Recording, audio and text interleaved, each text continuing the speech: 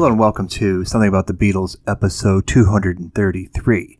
And yes, we are returning to the Get Back well, probably not for the last time, but if you think about it, we've done a number of shows both before the Get Back film and since, including with its maker, Peter Jackson. We got the perspective of some American musicians, big hardcore fans, most of whom have been on the show before, weighing in on it. We got the perspective of some multi-generations of female fans, also from the States. I've got other demographics that I am chasing down to get some insights on the film. But there was a big conspicuous demographic that I hadn't got on the show yet, and it took some time to put together, but here it is at last. And that is the perspective of the British fan, British Beatle fans. In particular, one from Liverpool, which was most helpful, and somebody who worked with them. Returning guest, legendary producer John Leckie, who, if you haven't heard the show that he did on Plastic Ono Band sessions, and also the segment he did a year ago for our live event on The Making of All Things Must Pass, two landmark albums that his career at EMI more or less started with as tape operator for both George and John back to back. In any event, he went on to a fantastic career as a producer, working with everybody from Roy Harper to Stone Roses to Radiohead to Simple Minds to XTC, Dukes of Stratosphere, you name it. Just amazing, amazing career. And he's just a great guest, great interview subject, great storyteller. So I am very pleased to have him back on the show. But along with that, we've got a couple of new guys to weigh in on Beatles. I'd mentioned a Liverpudlian. We have possibly my British Luther, Ian McNabb, who you probably know from not only his solo career, but also from the Icicle Works, who, if you're an American fan, you know Whisper to a Scream, Birds Fly from 1984. Their catalog is somewhat deeper in terms of radio play and record sales in Britain. But from Liverpool, big Beatle fan, extremely knowledgeable Beatle fan. I was very happy to get him on the show. And he brought along with him a buddy, Derek Forbes, who you may know from roughly the same era. Big, huge Beatle fan from Scotland, but also from the band Simple Minds. More recently with Big Country, post Stuart Adamson, and lots of stuff in between, including his debut in the late 70s on Stiff with the Subs. In any event, these guys all had something great to bring to the table. And if it seems like it's kind of careening from one subject to another, that's kind of how it goes in this conversation. It was almost like being in Spinal Tap or something. I don't know. It was just really cool to get these guys just to weigh in on 70s fandom and their own backstories as musicians sort of come into focus, you know, what their earliest influences were and where the Beatles fit into that as fans that weren't really first generation or around to partake in the Beatles story as it was happening. I'd already reached out to John Leckie about coming on the show, and we were sort of brainstorming who could we get to get more of a British musician perspective on Get Back. And purely by happenstance, Ian had posted something that caught my attention on Facebook, which I thought was hilarious. It was a real conversation starter. And I thought, what the hell? I'll ask him. And I didn't really know to that extent how big a Beatle fan he was. And that just, it was the perfect guy. And just, he couldn't be more enthusiastic and just a great, great guest. Like I said, he's my British Luther, hopefully. And he brought in Derek. And Derek, I didn't really know well, but come to check out his backstory and his career resume, and he is truly a musician's musician. The stuff he's done, I had no idea. You know, it was like Sam Brown. When I started looking into her background, besides her own solo records, finding out that she'd actually sung on Dream Academy, Life in a Northern Town. It's like, wow, how cool is that? So little things like that. Anyway, really great to have these guys on the show and trying to herd cats, as it were, to get these guys all in the same place at the same time. A little tricky. 3 of the guests are all overseas, and I'm the one North American. It was easy for those guys, but by the same token, Ian had a gig to run off to in the middle of our conversation, so he will depart during the talk. But in any event, I will have them all back on. In fact, Ian's already slated for an upcoming show we'll be taping, hopefully within the next couple weeks, which you have to look forward to. I'm not going to tip my hand just yet, but it's a pretty amazing thing that we're able to make happen really quickly. Something I wanted to mention in passing, because I've been hearing from a few of my Beatle buddies around the world, including Dan Rivkin, who you know from multiple shows on the subject of Get Back, as it happens. It's the Get Back to Let It Be exhibition going on in Cleveland at the Rock and Roll Hall of Fame. It is running through March of next year, when it's going to be the 60th of the Please Please Me album, and it is basically an immersive experience in the world of Get Back, Let It Be, January 1969 Beatles. Includes copious amounts of well-presented footage restored by Peter Jackson from the project of which we've been speaking, as well as a number of artifacts, including the iconic red raincoat worn on the rooftop by Ringo, as well as his Hollywood drum kit, and a number of other things associated with the Beatles and with that period, some lyrics, all kinds of other ephemera. Glyn Johns kicked in. It's a really cool thing now that we've seen the film, and before that we saw Let It Be, and we've read about the stuff, been thinking about it, been listening to podcasts about it all this time. So it's really cool to sort of come face to face with a lot of this stuff. It is at the Rock and Roll Hall of Fame in Cleveland. We'll be running through March 2023. And listen, any people listening to this show who are connected directly or indirectly, got any friends working there, any contacts, send them my way, because I think it'd be a really cool thing to do a on-location show there from the exhibit and interview whoever they're willing to serve up and talk about it some more, because you know what? We're not going to be done talking about this for a long, long time, it's looking like. So that's what we got going on today. Today's show, once again, UK perspective on the Get Back film, but also all kinds of other stuff, 70s fandom and Beatle encounters and all kinds of other things that we squeezed into the 75-odd minutes that the show runs. I will let you know what's coming on the horizon. We have this month of June, somebody's turning 80, a couple people, in fact, and they will each get their own show to discuss that, as well as more musical dissection stuff from most knowledgeable practicing musicians, two of whom were recently on a show this year. I can say no more, but you've got that to look forward to. So all kinds of stuff in the mix. I do expect you'll be seeing a regular feed of shows at this point coming forward. And until I reach the point of burnout, that's what you've got. You've been warned. I'll get out of the way so we can begin the discussion with Ian McNabb, Derek Forbes, and John Leckie on Get Back and the Beatles generally. So is it fair to say that all of you guys watched the Get Back series? Yes, definitely. As soon as the trailer came out, I was watching it and, on YouTube. And then when it came out, I just couldn't wait for the next day for it to happen. I'm not a Disney subscriber and I'm no longer a Disney subscriber, but, I paid me money and I got my 3 days of excitement. Yeah. It was fantastic.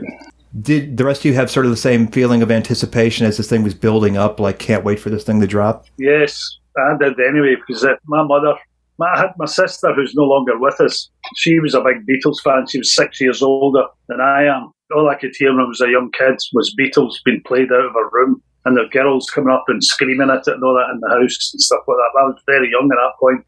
And she was playing, I remember Rubber Soul that she had at the time, which turns out to be one of my favourite Beatle albums anyway. And my mother was a nurse at the Beatles concert at the Odeon in Glasgow when they first came up to Glasgow, but obviously they'd been to Scotland. It wasn't alien to them, but I think it was just the start of Beatlemania. Mm-hmm. Did you happen to see the Glasgow tour, 79, when Wings came? I was outside and I didn't get in. I didn't have a ticket for it.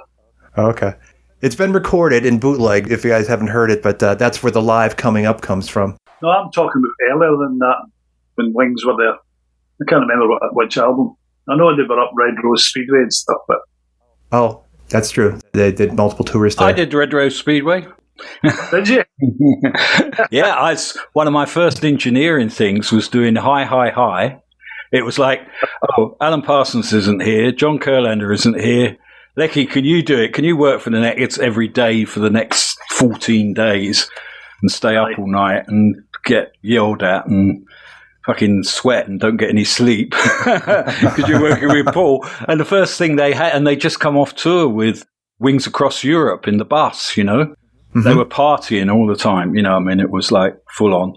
and we were trying to record Hi, Hi, Hi. And I think it got up to, you might need to reference this, 64 takes, I think, of Hi, Hi, Hi are on the tape box. You know, the master is like take 61 of 64 attempts, you know. So I, John.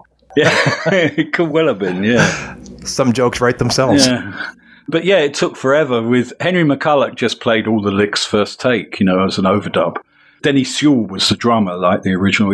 Denny Sewell was the drummer. Denny Lane, Paul was playing bass and guitar, and Studio 2 running up and down the stairs and stuff. And 1 minute he's like your best mate, and I'm like, wow, I'm doing really great. They love it, you know.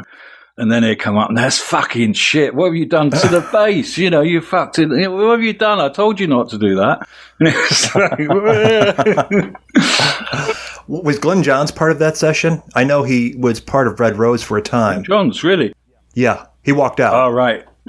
I think this was like the day after they got back from tour, you know. They were steaming when they went in and staying up till 4 or 5 in the morning. Well, steaming in Scotland means you were drunk. So is that yeah, well, steaming, yeah, I guess so, yeah. No, not steaming uncapable, like falling over. They're still, you know, it's like, you know, you can still play kind of thing, and you think everything's great. It's either great or shit. If you want to go to the toilet or come back, you know, you come back, oh, it sounds great, and then you're like fucking, depending on how much you've had to eat as well, or how much fresh air you've had, you know. Yeah. So, Ian, I take it you're close to Derek's age in terms of when you became aware of the Beatles. Did you have older siblings, or did you have any kind of awareness of the Beatles in real time, or was that like a little after the fact? Yeah, I think Derek and I are probably around about the same age. I initially wasn't really into pop music. I was into football and the Apollo space program. I thought pop music was daft. Whenever I heard anything that people call pop music, it usually went, last night I heard my mama singing a song. Chirpy, chirpy, cheep, cheep.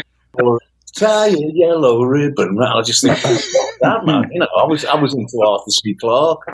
And then I heard, I saw Mark Bolan and T-Rex on Top of the Pops doing Get It On. And I think probably the same as me, Derek, like it was Bowie doing Starman.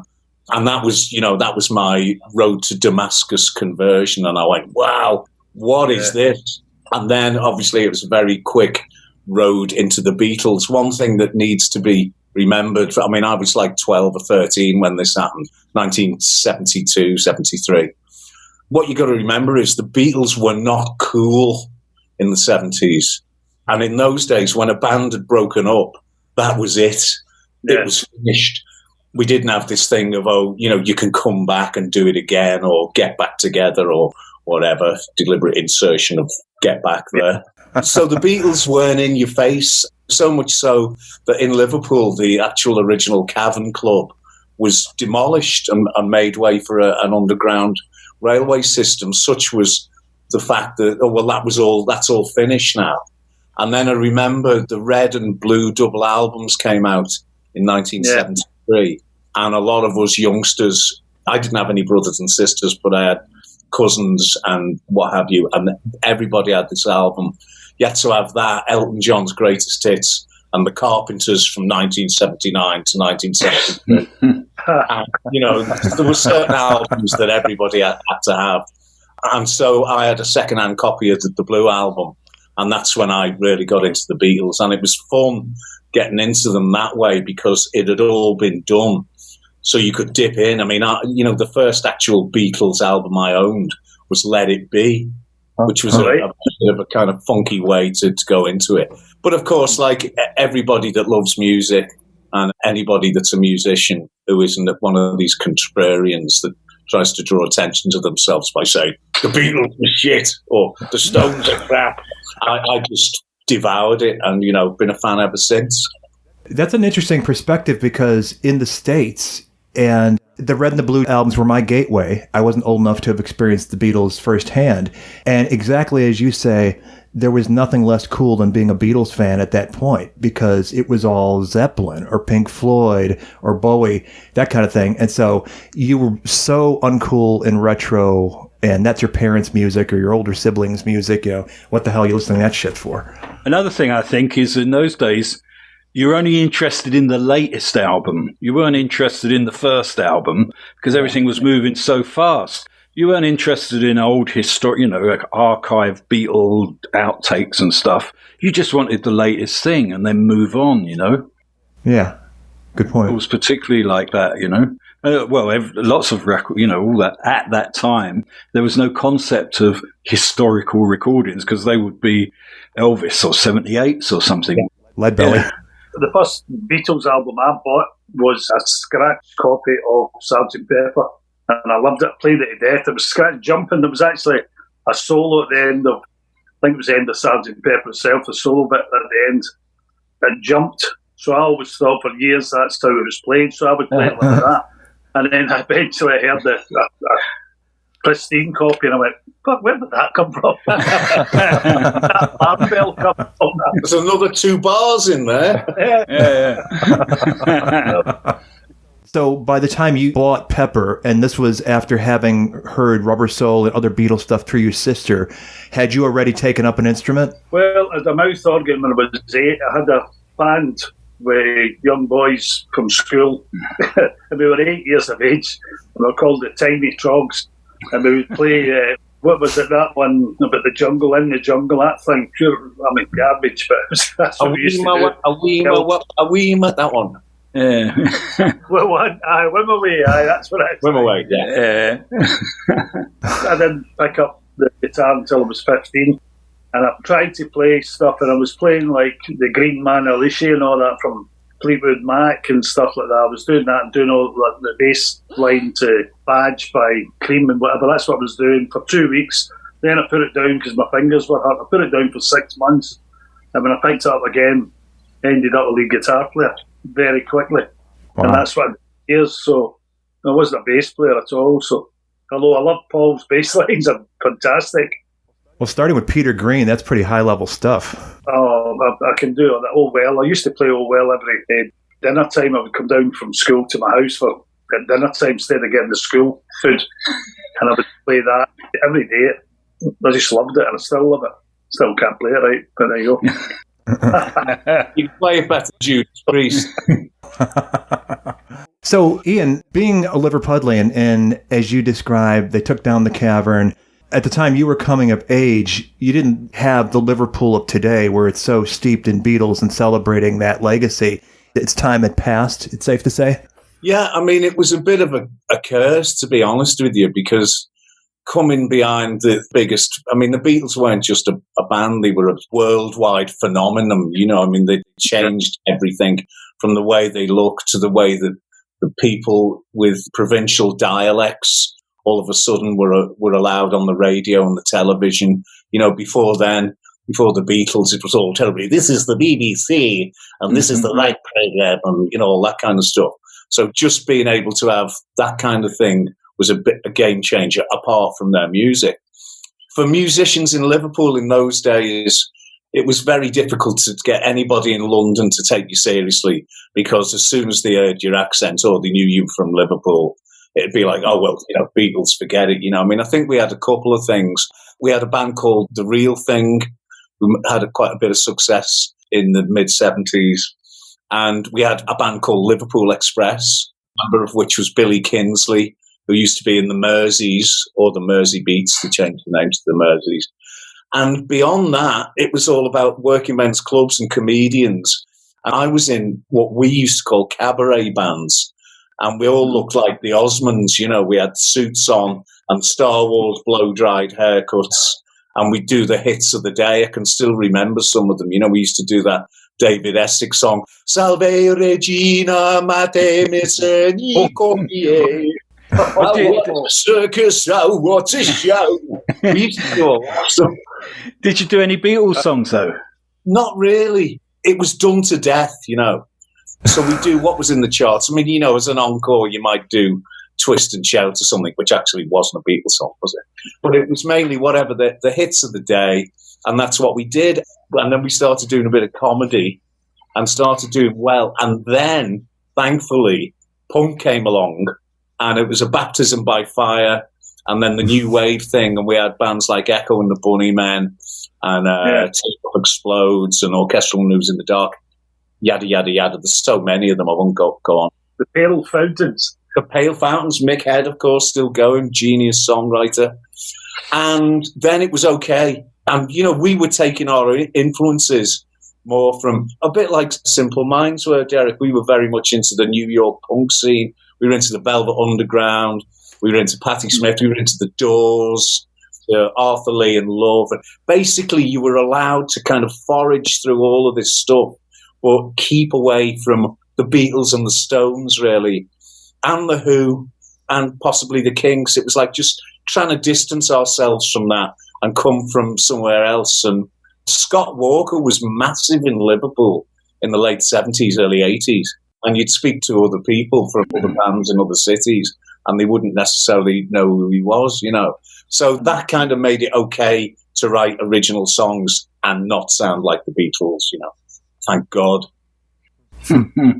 That's interesting, because thinking of a contemporary band from those times, the late 70s, The Jam totally embraced the 60s Who and Kinks sound, at least as a starting point. Mod was okay because it was kind of like a punk ethic, and The Jam were definitely a mod band who really made themselves sound a lot more punky in order to jump on that bandwagon, and who can blame them? I mean, Joe Strummer was by no stretch a punk. He might have been idealistically, but everybody, the Stranglers, same thing. It's like, wow, when the hay wagon pulls into town, man, you can either jump on it and hitch a ride or wave goodbye to it. And that's what a lot of people did, and you can't blame them for doing that, The Police as well. God, I mean, obviously the Police were a fantastic band, but absolutely no way were they remotely new wave or punk. But, they were classed in that, and that enabled them to do what they did. So it's interesting that from the fandom you had of the Beatles early on, both you guys, and then taking it in a different direction once you started asserting your own musicality, you sort of left that behind and were embracing all this other stuff. I think that's kind of a natural growing point for a lot of people getting into the Beatles, especially if it was something they didn't experience firsthand. Because on my side of the Atlantic, when I started to become a musician, everything out of England in that period was like sacred to me. I still have the early Sex Pistols singles and the Stiff Records singles, all that stuff. When you're 17, 18 years old, that stuff stays with you forever, and it just gives you a lot of inspiration that I can do this, kind of like Skiffle did years before. You don't have to be any kind of gifted virtuoso to pull this stuff off and have a good time. That was the first record contract I got, Stiff Records, one single, and then I got my guitar stolen after the band split up and went on to bass then with Simple Minds, because there was no place for another guitar player. So, Derek, did you have to deal with Jake Rivera? Aye, Jake was there, and who was the other one? Dave Robinson. Alan Conroy, and Cowderoy as well as another one. And Pippa, the girl that used to be the girl at the door at the reception.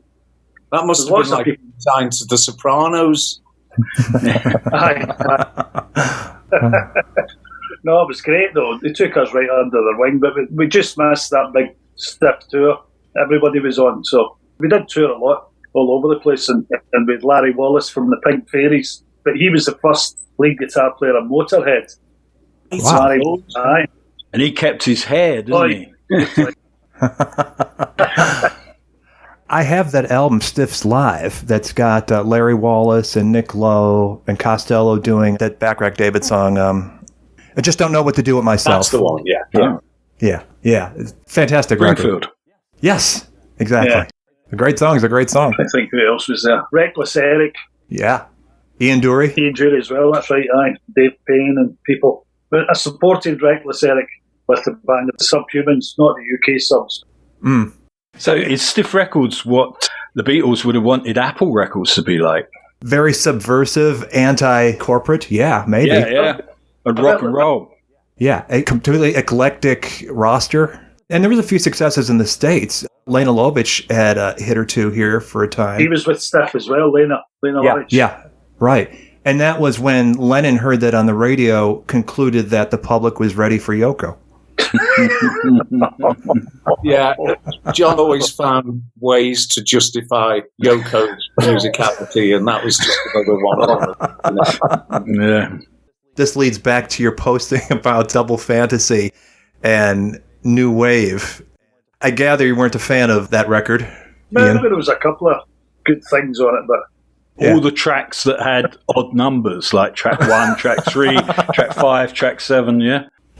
Yeah. And John, you're a fan of Yoko's. You liked her work, so you didn't care for it on Double Fantasy? Yeah, but no. I liked her work, but when she tried to sing a song, as it were, like with rhyme and tone and melody, don't work, does it? I'd rather have her screaming. If she just screamed through it all, I think what Double Fantasy, if it didn't have Yoko's lyrics, it would be... Well, that scream was original. Robert, did I tell you last time my Yoko Ono story where I was delivering a roll of lino furniture? When we please tell it. We haven't heard it. Please tell it. Anyway, okay, so what was the year? It'd be 1968, I think. And I was still at school, or I was probably like in the sixth form at school. And I used to deliver furniture on a Saturday around Church Street Market, Edgware Road, Lisson Grove, kind of Abbey Road going down there towards Lisson Grove. And I'd been doing it all through the summer. It was probably school summer holidays. And we had this one, and it was for, I can remember, it's Regent's Park Mansions, which is up the road near where the mosque is, as you hit that roundabout as you come into Rack Studios there. And just on the left, there's some mansion flats. Anyway, it was a delivery. The previous week or something, Yoko had an exhibition at the Lisson Gallery, which is in Bell Street off Lisson Grove.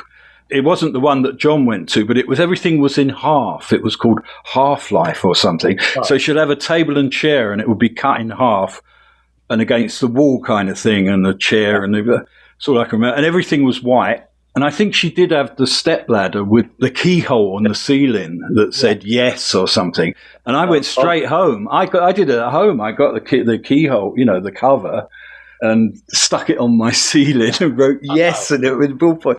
The people would go, "What's that up there?" I'll go, "Have a look." It was a Yoko Ono thing that I'd seen. Anyway, I'll just make this short, but we had this delivery for a roll of lino, like a standard, roll of kitchen lino kind of patterned. And Fred, who was driving the van, he says, "Oh, you run up that, you can just run up." And there's no lifts in those flats, so it might be on the 3rd or 4th floor, and you're fucking up and down the stairs with stuff. And anyway, I knock on the door, and it's for Cox, Mrs. Cox or something. Yeah. And I knock on the door, and Yoko opens the door with all the little Japanese woman with all the hair. And I go, "Bloody hell, is that Yoko Ono from the art gallery?" And I'm like, "Mr. Cox." "Oh, yes, that's Tony," and calls him over. And the first thing I noticed that both of them were barefoot. Right. And that was a real shock that people in their own home wouldn't have slippers or shoes and socks on, wouldn't have socks on, but barefoot. and that shot, my suspicious mind. I was like, "What's going on?" And of course, I'm trying to look around the place. Where shall I put it, kind of thing. And Tony Cox came running out and took it away from me. And that was Yoko. "Oh, thank you, bye." Yeah. And then within a year, I was working as a tape op on her record. You did a Plastic Ono Band and Yoko Ono Plastic Ono Band, but they done back to back. That's right, yeah. Kind of meshed together, really. So that was my Yoko story. I never mentioned it when I saw her. I said, "How's the lino? How's the new lino in the kitchen?" I didn't say that. Wow. So when you guys were getting into your musicality in the 70s, did any of the ex-Beatles factor in for fandom, or was that still kind of, along with the Beatles, considered sort of old hat? Were you guys Wings fans? We had a modus operandi was that nothing was allowed to remotely wander near Beatledom. Anything was up for grabs except that kind of thing. So we'd be more influenced by somebody like, John McGeoch from Magazine, when we're doing a guitar part, and George Harrison or anything like that. So I won't say there's a conscious effort not to sound like the Beatles. We just didn't. And, none of our guys did, I don't know what Derek's take on that is. I actually liked Wings as well at that time. I liked some of the songs. I like Maybe I'm Amazed, and not the early stuff, Ram, that album. I liked that. That's when I was starting to play guitar. So Monkberry Moon Delight, not a great song, but just learning how to play it. But after that, no. There's a lot of, it's a bit twee at times. Yeah. But there's some great songs, I think, things, but we never ever wrote like that. My writing mainly started after being a lead guitar player. Once I got on the bass, that's when my main stuff got, as John will tell you, that's what I did. He would say, I'd go away and write a hit, give me a tape, I'd go in and put a different bass line on, and that was it. That's the kind of thing I did. Writing in my head before it came to my fingers, kind of thing. That's the way I work. I've got to say, Mr. Forbes, what some incredible bass parts there. Often the hook of the song. Absolutely, absolutely. Somewhere in summertime. Promised you a miracle. I could go on, but I won't. And nothing like Paul McCartney's bass lines, though. I don't think there's any element of Paul McCartney bass line in your things. But it is interesting that you started out on guitar listening to Peter Green, so that had to have influenced your playing once you switched over to bass, for sure. Yeah, but Jimmy Page as well. Jimmy Page is just a hero to me as well. And Robert Plant. That was Zeppelin. I liked Zeppelin early because I got introduced to that from my cousin and my brother and stuff playing them. And then Crosby, Stills, Nash and Young, stuff like that. And acoustic, I do a lot of acoustic work as well. And I ended up playing that. When it came to recordings, when I was with Big Country, all the guitar parts that were down acoustically, they've got me, the engineer, Andrea Wright. I don't know if you know her. Ando, yeah, of course. She was a part of it for a long time, yeah. Yeah, well, she would say, Derek, I've got something for you to do here. And everybody was away saying, just get your acoustic. And I just came in with acoustic and played Mike Peters' part, White Tip, Watson, White, me. I did all the guitars. Keyboards as well. I was doing all that, doing everything. Which was great for me being a guitar player. Yeah, Zeppelin, it's interesting to cite that when you're talking about acoustic guitar playing, because mostly what you know about them or what you think about versus Jimmy Page blues, electric leads, but them acoustic work is incredible. Going back even to the Yardbirds, like something like White Summer. Yeah, but some of the tunings were just ridiculous because you'd be trying to, it took me about 10 years to work out Kashmir till I realised it was D, A, D, G, A, D. I think it's that. Right. But stuff like the Rain song, it's like the A string's down to G, the D string's down to C, the G string stays where it's up, the B string goes up to C, the top E comes down to D, and then you can play the Rain song. It's like, and this guy did all this on a double neck guitar while he was on fucking heroin.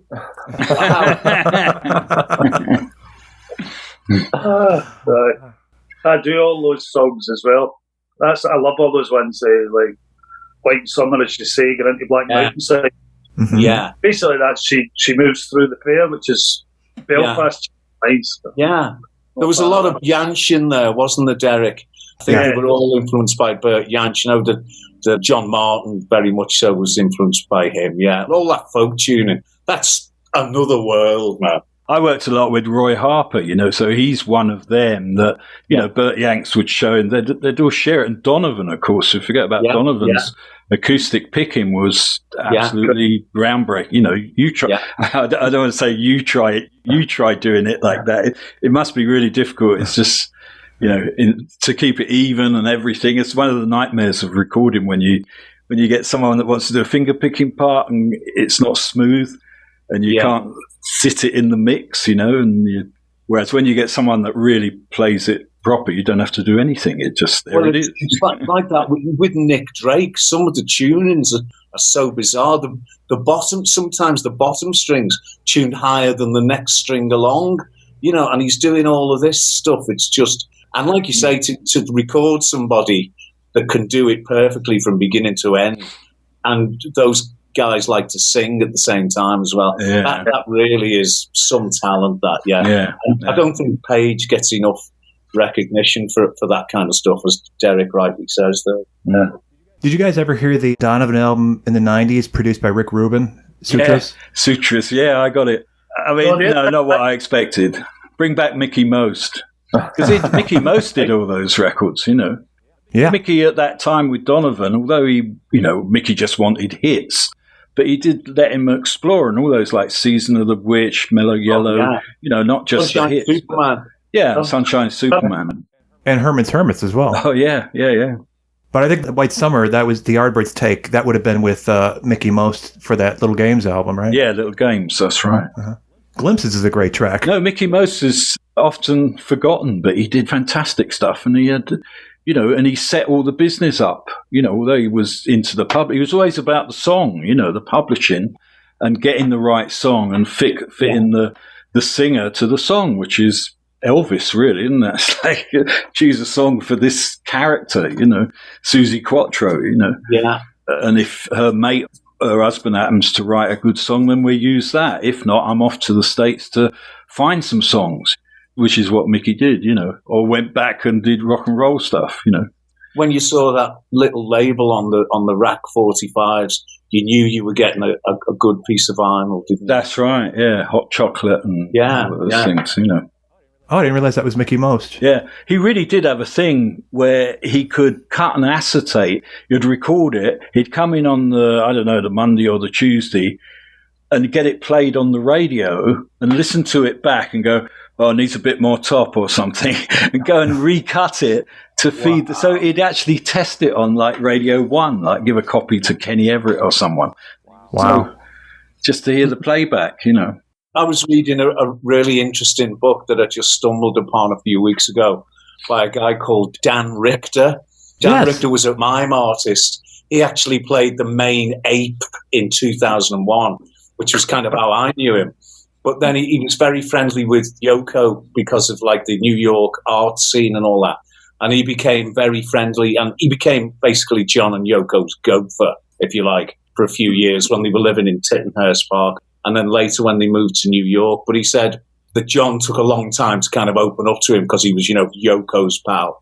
But he said John would just play records on a dance set all the time. And he'd always go on about, this is how rock and roll was originally heard, and this is how it's meant to be heard. And the rhythm guitar and the middle is what propels the records, not the bass or the top. All that nice stuff you get in the studio didn't make it to those kids in the late 50s, up to really 67 when we started going stereo. That's the way that, he thought that records should be listened to, and he's probably right. That's interesting because a lot of the sound in the Plastic Ono Band, where he's the sole guitarist, is that driving rhythm, as John can attest to. Yeah, Dan Richter was in the studio every day. He was there. Wow. I knew him as Dan Richter, and he took the photo on the front cover of them sitting by the tree. The front cover of that. That's a Dan Richter shot, which was completely by accident, really. It wasn't like he just took the picture and it was nice. And then, why don't you swap round, the other way round? Because on the Yoko, John's behind Yoko, and on John's record, Yoko's, Mm. It was shot with an Instamatic, I believe. That's why it's got kind of that fuzzy quality. It's actually the most psychedelic cover, really, when you look at it. Like it's almost abstract, the whole thing. And it's just got the right amount of grain in it as well, and focusedness about it. Well, if it's good enough for Wings Wildlife. And it shows what it is, yeah. But Dan Richter rolled the joints, really. If Mal wasn't there, Mal would roll the joints, and there would be suspiciously passed, like around the room, I never had any, but Dan Richter, you see, Mal would do it, what could you say, English style, he would do it like he used to do it in the studio on the quiet. Yeah, three Skinner with a good bit of tobacco in. Whereas Dan Richter's joints were American and straight grass, one Skinners. I was observing all that. And John would often smoke the joint with, like, when you don't want to be caught smoking, and you kind of give it between your finger and thumb, and it's like you hide the joint by your hand kind of thing. And I can always remember looking at John, and he'd look at me, and he'd have this, he'd like, and put it away. I wasn't allowed to see it, That's funny. Well, even on his own session. Yeah, on his own session. Yeah. Oh, my word. It wasn't smoking all the time. It wasn't like, like Roy Harper was continual, It was that kind of thing. I've heard that, yeah. Roll it up, smoke the joint, pass it round. Dan Richter, that's how I remember him. Wow. That's It's cool. a great book. It's called The Dream Is Over, if anybody wants to check it out.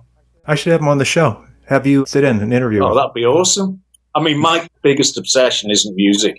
It's the movie 2001, The Space Odyssey. That is my nerd stuff. Collect all the bits and bobs, So for me to speak to Dan Richter would be, I'd freeze him. Very cool. So To start a discussion of Get Back, I think it might be interesting, John, as somebody who did work with George and did work with John, worked with Paul, I think you had a little bit of overlap with Ringo for Sentimental Journey. Going into watching Get Back, was there anything that particularly resonated with you or was very different from seeing them that way versus the way that you knew them? Yeah, it was completely different because Get Back was the four of them together. It was the band. It was the four of them. There wasn't one or two missing. When I worked with them, it was focused on the solo thing. And it wasn't John, Paul, George and Ringo. It was John and Ringo. It was never John and Paul together, for instance. So that's why I can't really say in terms of the four Beatles in the room. But Get Back was fantastic. And one of my first reactions actually was nothing to do with the Beatles. It was to do with being in a room with a band when they're trying to, what could we say, get it together. They're not just trying to rehearse songs. They're trying to rehearse and finish and get a thing going. But they don't know what it is, and they're like clutching different things and they get off on something and do something. And I'd been there before with bands in the studio, in the rehearsal room. And that's when I first recognized, I thought, oh God, they're just like any other band. This is how they do it. It's the only way to do it as well. Did you think the same as every other musician did, John and Derek, when you see them coming into that place? Because they were in Twickenham originally, the film studios, in January, and I'm sure nobody really wanted to be there. And when they're all sitting around and plugging in, and first thing I thought was, that guitar's going to fall over any minute now. Stuff like that. Yeah. The biggest thing, where's the fucking guitar stands, for a kickoff? And then the biggest thing I thought, after watching it for about half an hour, and I knew I was in for a long ride, was like, are these the guys that made Sgt. Pepper? The best thing about it was, one of the best things about it was the clothes, actually, was seeing it every day and how they'd all come in the latest gear, which was the fashion. It wasn't even fashion, it was beyond that, isn't it? Maybe I didn't mix with the right people, but I don't remember anyone else dressing like that. Glyn Johns was pretty sartorially arrogant, wasn't he? Yeah, he was. Yeah, with the coats. The clover on. It's like someone was dressing him. It's like his girlfriend must have been going, if they're filming it, you better put this on, And also, of course, their great hair. I mean, their hair was just like Paul's hair and everything, and the beard. Beautiful. And even John's hair hadn't been washed for a few days, tucked behind his ears. It just looks fantastic, all those details. Yeah. The closeness of the band when they were playing. Yes. And then sometimes they would change over. Paul would play drums or John would play drums or whatever. They just kept swapping things about. They weren't precious about picking up an instrument. And they had that great Fender bass. I think it's a 6-string. Yes. That's right, yeah. It looked like a Strat or something, but they played it and there was a bass. And John was doing it quite a few times. And so was George. So they're picking up, doing different things, which I thought was incredible. Yeah. They didn't look jealous of each other. I don't think they panicked either. All the other people, the film director and people, were all panicking, and you got the calendar, the days were going by, but they never panicked at all. They just said, well, this is us. If we don't do it, we'll do something else. Don't you think it was remarkable that obviously we go through the 3 episodes and they're like, nearly 3 hours each, those segments. And then when you get to the last one, when they're debating whether or not to go up on the roof, and then it could go either way. But then they get up and they're on this really rickety stage. And obviously it's very Heath Robinson, the way they've done it. And then Ringo counts it in. And it just fucking sounds amazing. And I'm like, oh, come on, please. We must have had a few run-throughs. I mean, it sounds great. The positioning under the mics, the bass, and it's not easy to get a Hofner violin bass sounding great straight away, as we all know. Yeah. It sounds great. And the wind was blowing, so the cymbals are going like this. And the vocal performances are fucking great. I was just like, fuck you, I hate the Beatles. Yeah, that's right, yeah. But I think it's because they had spent a lot of time, weeks before, playing as a unit, playing as one, a unit. And when I go and work with bands, I always try and get them like it is there, where they're all huddled together to sound as one, so it doesn't matter like they're doing a radio show or if they're playing a fucking stadium or a little cellar bar or something. Like the Beatles, they've got a sound, together, and they can balance each other. Ringo's not going to fucking smash all the cymbals if he's got someone singing right next to him, in a little gig or something, And they do sound like one unit, and they're like all the best bands, often bands we just mentioned, whether it was the Stranglers or the Police, they're like one unit, aren't they? You can't differentiate, pull apart the bass sound or the guitar sound. It's Zeppelin different, of course, but some bands do come across as just one unit, But Zeppelin, John, they came in close as well, and they still did it when they played the O2 Arena, whatever it was down in London, that one. Yeah. But they were still very close. Even though it was John Bonham's son, obviously he's so well-versed in his playing. But don't you think, guys, that, like John, you're talking about the way a band comes together, individuals, I mean, it's so random that you get somebody like Pete Townsend and Roger Daltrey in the same band, or you get somebody like Nick Mason and David Gilmour in the same band, even though they came from the same kind of areas. They're so different, and the chops are at such different levels, yet it works. And you just wonder, the universe must conspire. I mean, I can't get over the fact that two of the greatest songwriters ever and of their time, the 20th century, lived like half a mile from each other in Woolton, Liverpool. I mean, that's just insane. What if they would have never met each other and they would have formed separate bands? Or if they would have met each other and not got on and decided to have separate bands, then we would have had a Paul band and a John band. I mean, it's just mind-boggling. And in another universe, that happened, Yeah.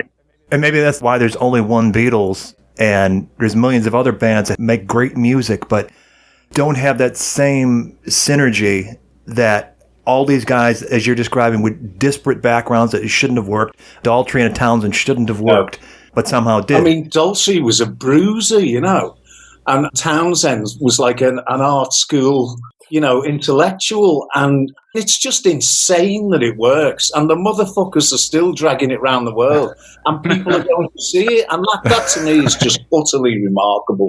I wish I'd seen the original band, The Who. Yeah. Mooney and stuff. And that was when he had the cowboy jacket on. Oh, yeah. Woodstock, that's Woodstock, yeah. Woodstock, just brilliant. That's another thing about The Who, isn't it? I mean, we all love Keith Moon, but thank God he's not in our band. Oh, no. I couldn't keep time with him. No. That's what I mean. Keith Moon in the Beatles would never work, would it? No. Imagine Keith Moon playing Something. Something in the way he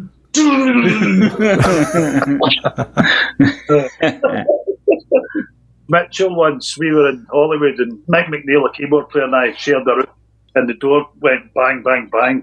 I went, "Who is it?" And he went, "It's Mitch." And I went, "Mitch who?" And he went, "Mitch Mitchell." And I opened the door and just come on in. Big blonde girl who was carrying the famous stuff for you. She was selling wares, not her wares, but she was selling wares. It was so funny.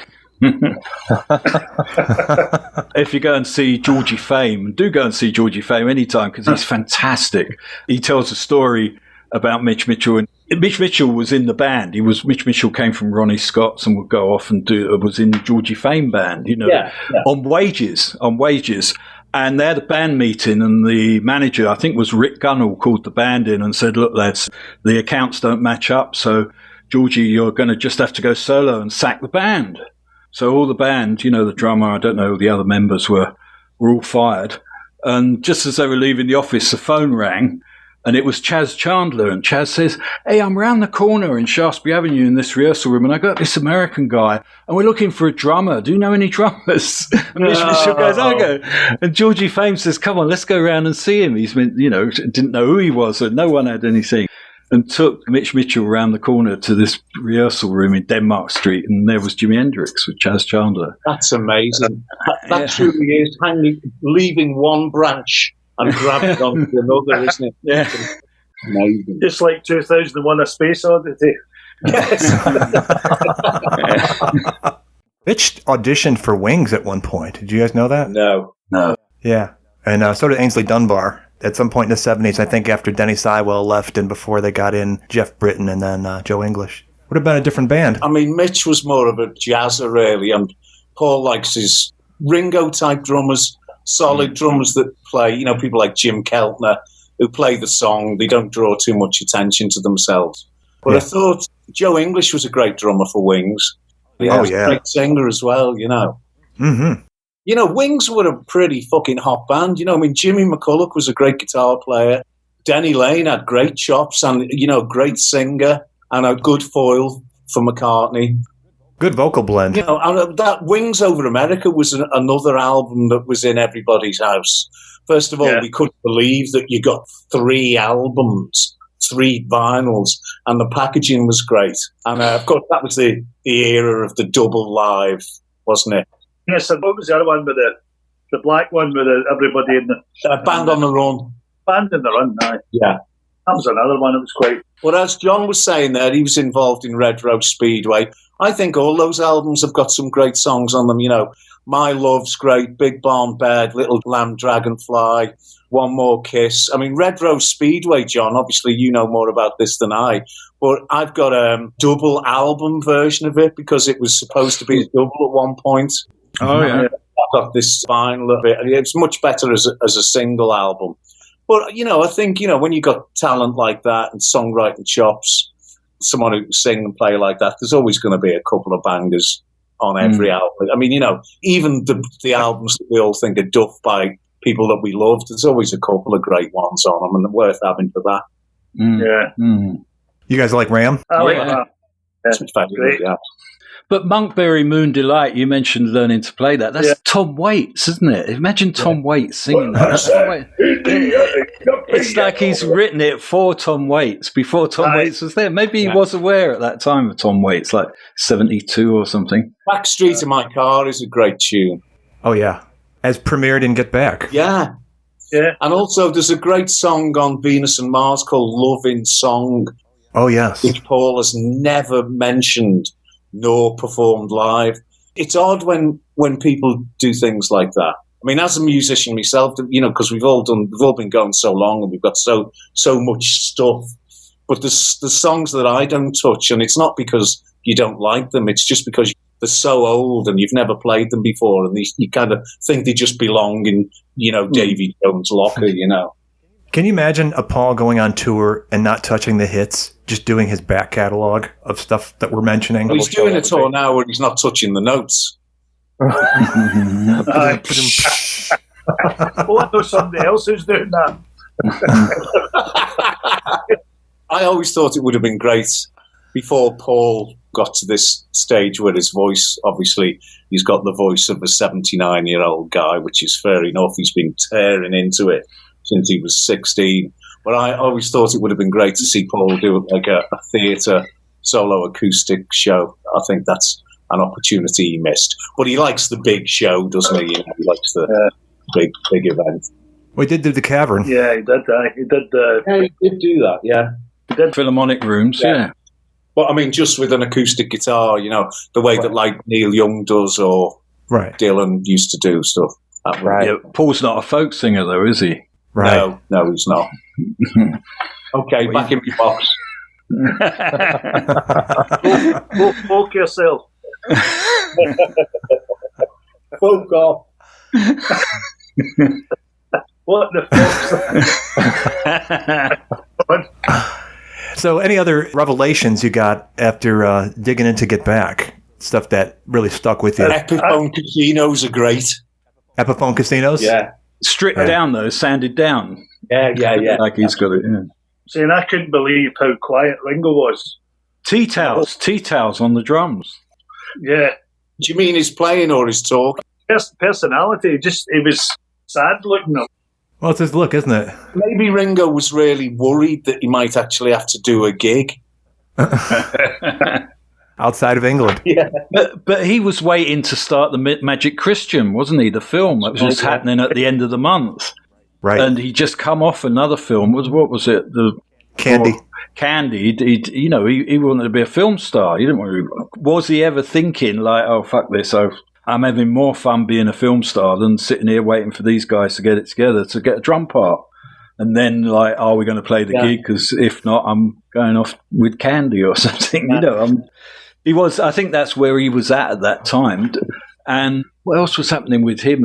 So there was Maureen, and what was Zach? No, Zach was born. Yeah, Zach was born in 64. 64. But I think Lee was born in 1970. 70. So we weren't there yet. Yeah. And Jason was in between. Yeah, I think Ringo was, he had his eye on the prize, didn't he?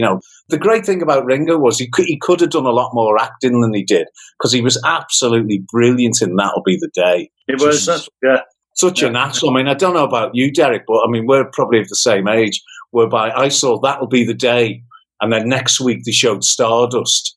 And, this was coinciding with the Mark Bolan thing and all that.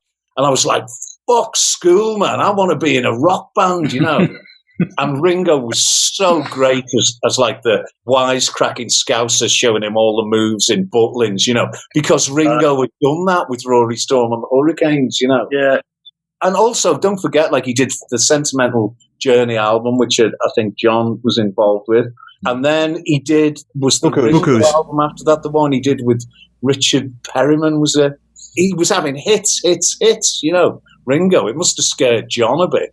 Boku of Blues, it was called, wasn't it? He did it in Nashville, right. Boku of Blues. And that was the producer of that was Pete Drake, who was the pedal steel player on All Things Must Pass. Right. Okay. His name was Pete Drake, and he played pedal steel with a voice box, wah, wah, wah, and he could make it talk kind of thing. And that was his little gimmick. And that was where Frampton saw it, right? Yeah.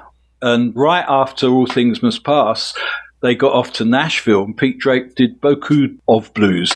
So it was Sentimental Journey, which you did that one, John. I got a vague memory of my first week at Abbey Road was tape-opping that with George Martin and stuff. And Ringo being on that. This was, I don't know, overdub. So I wasn't there when it was actually, I was mixing. Oh. Really, it was my very first week there. And my next week was McCartney down from Scotland playing the stuff he'd recorded, Maybe I'm Amazed and those stuff for the first McCartney album. Right. Again, I was tape up on that. And I've got the evidence. I've got the recording sheet with my initials on for the McCartney in, March or late February 1970. Wow. And it's got John Kurlander, JK and JL. I've realised one of the greatest things is whenever they do pictures of tape boxes, like the Beatles, not the Beatles, but a tape box, particularly with the Lennon and the All Things Must Pass. There's loads and loads of pictures, and it's all got my writing on, And although I haven't got a credit on the album, it's proof I was there because there's my scribble over every single tape box, Right. McCartney wasn't great at giving credits, was he? He didn't give Tony Visconti credit for Band on the Run. No. I've got to disappear soon. Okay, well then let me ask you the Liverpool question. Yeah. That's why I really want to get somebody on the show from Liverpool that would maybe pick up on stuff and Get Back that is not evident to other people. Did you see much of their scouse coming through in the way they interacted or expressed themselves in that? Oh, yeah, completely, that was the thing. They never really lost any of that. They're still mates, aren't they? The guys that were in Hamburg, still working together, still got their little differences, like every band does. But one thing that I thought when I was watching it was like, what other band can you think of that could be, in Savile Row doing all this? And only one of them's got to open the front door and just stick the face out, and everybody walking down the street will stop and go, there's. I got to go, guys. Okay. Times 5. All right. Have a great one. So, Derek, give me some of your impressions of Get Back when you were tuning it in. It was emotional.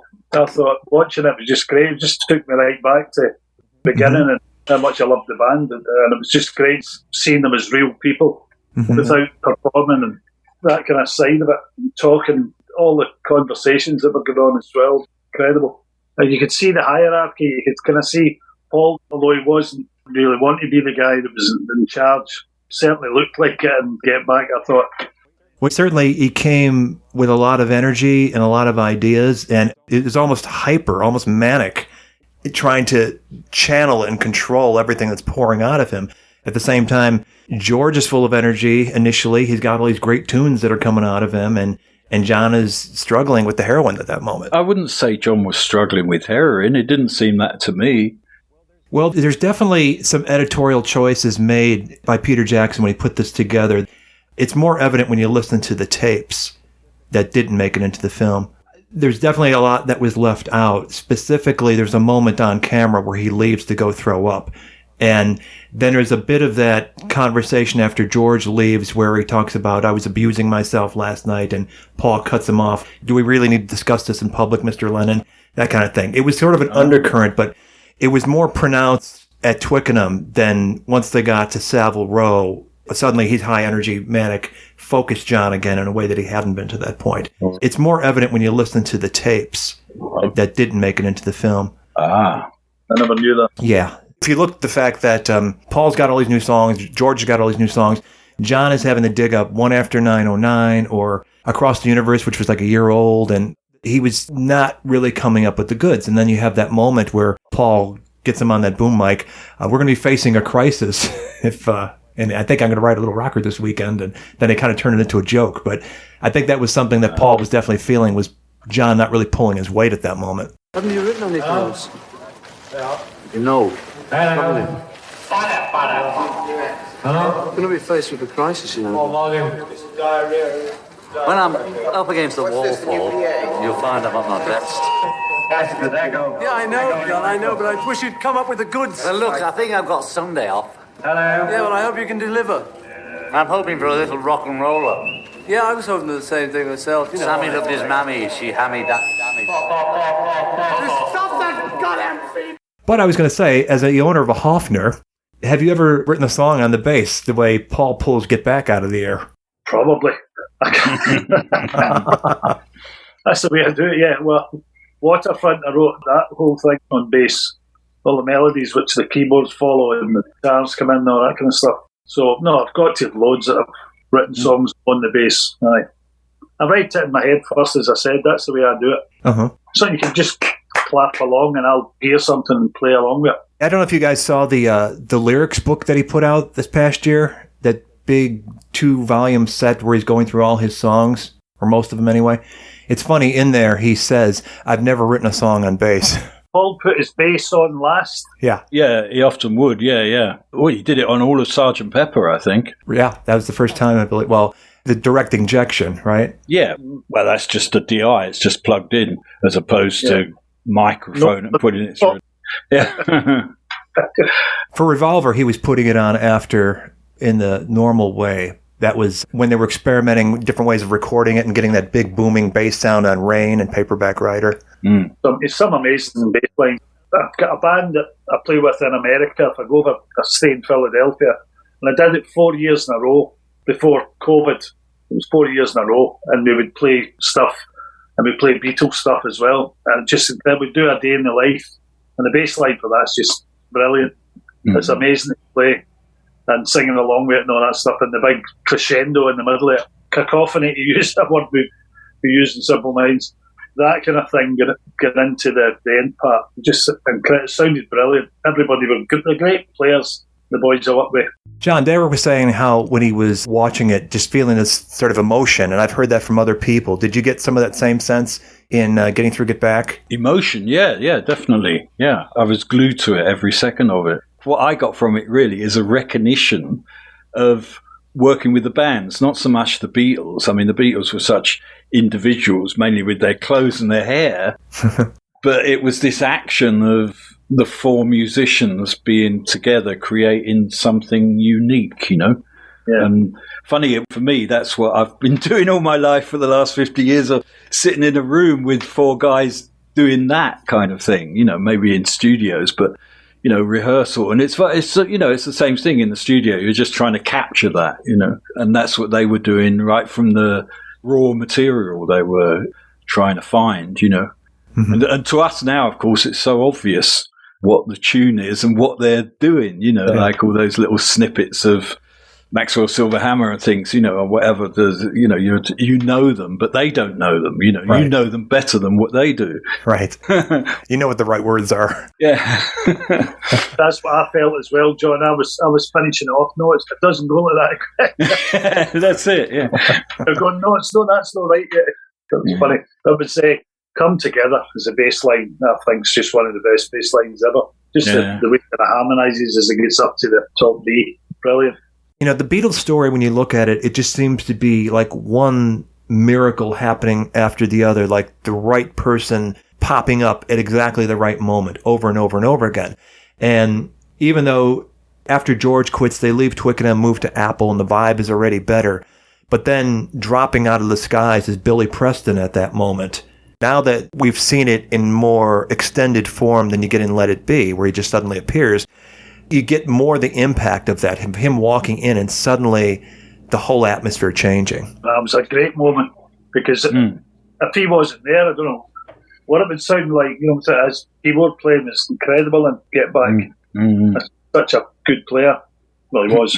Yeah, and that set of songs in particular that suddenly were enhanced. I Got a Feeling, One After 909, just amazing stuff. Don't Let Me Down. Mm-hmm.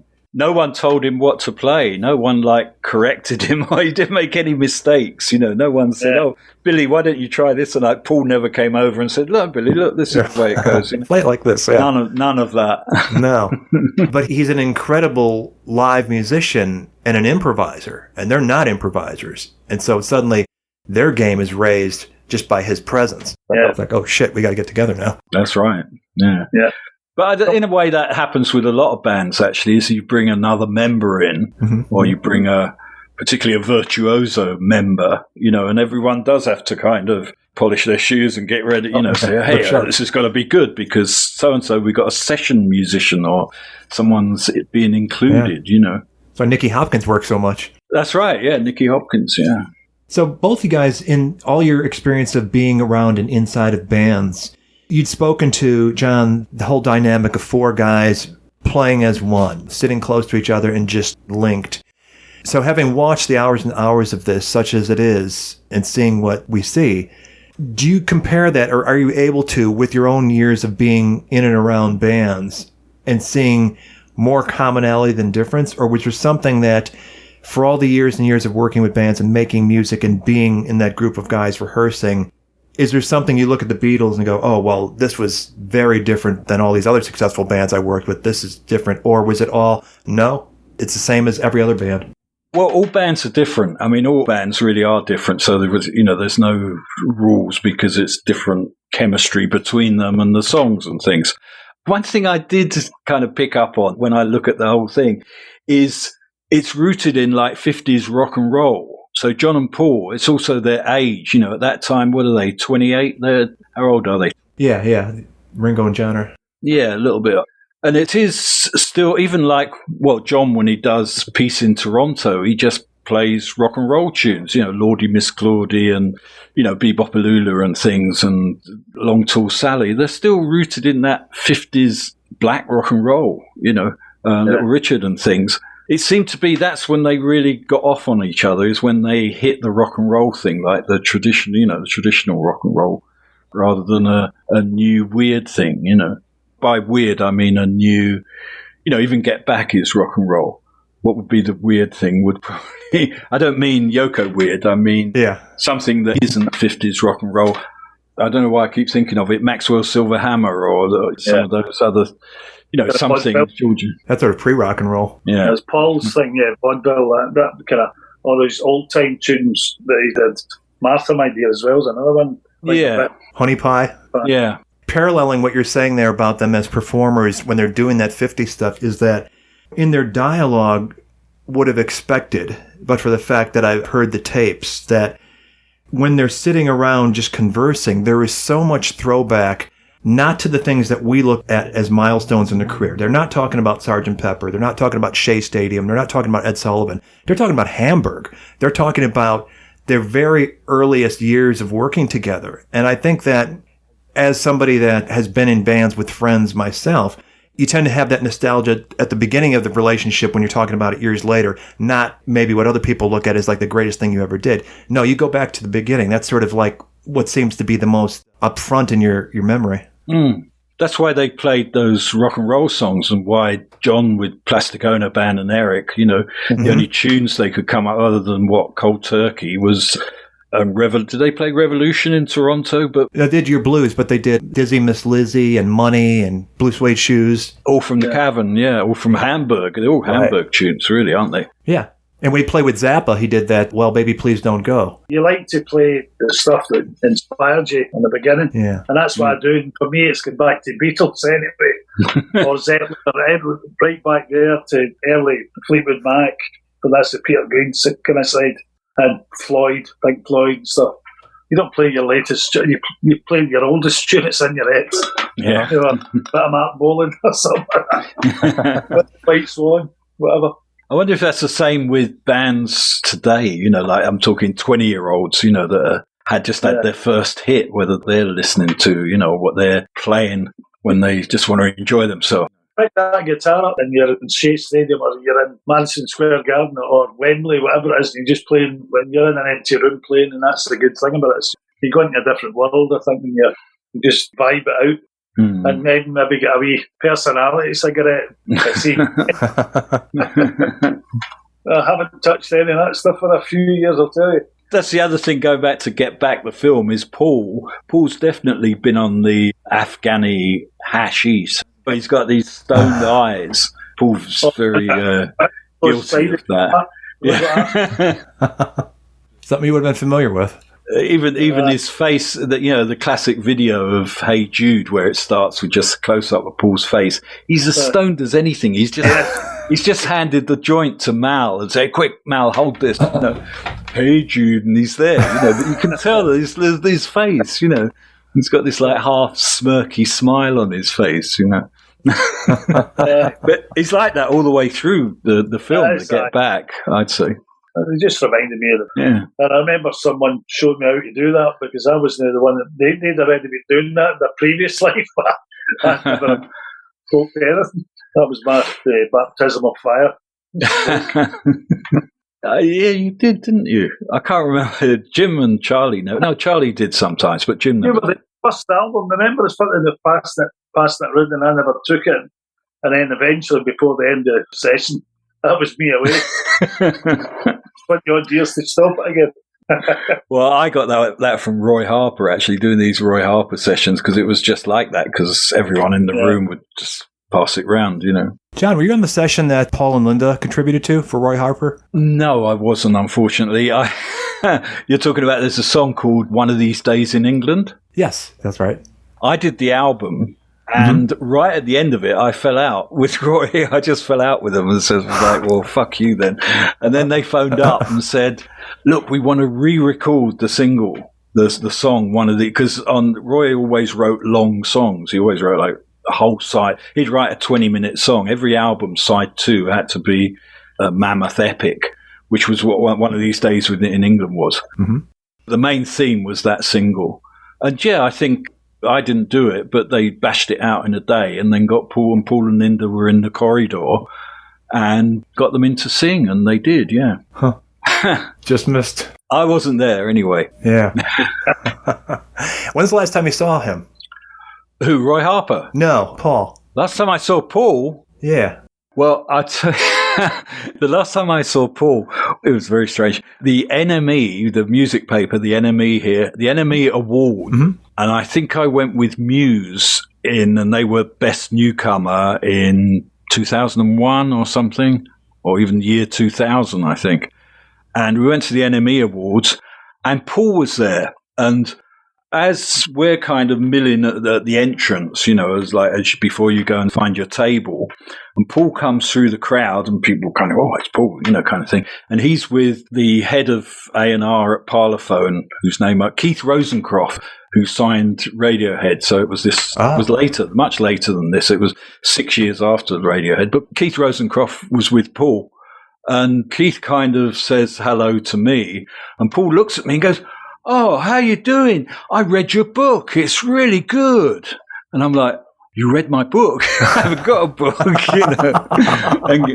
Keith, and he said, I'll speak to you later, as he went through the crowd. So whether he just recognized me and mistook me for someone else, I wonder who he thought you were. And so that's the last time I saw Paul. Oh. That's it. It's a silly one, yeah. I say, you wrote a book? You've been holding on to me. What I regret, of course, is during the dinner, the awards show, not going up to his table and go, oh, so you read my book, Paul? I really like it. Do you want me to sign a copy for you? What was your favorite part? Yeah. So that I regret not going up to him and nudging him, kind of thing.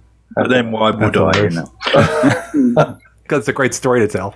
I met him in 1982. Oh, when we Tug of War. Air Studios. Yeah, it was Tug of War. He was doing it at that point. He was in the studio and everybody was there. It was Mike McGee, his brother. There was Linda was there, her daughter Heather, and Estella and Mary. I don't know if James was there. George Martin.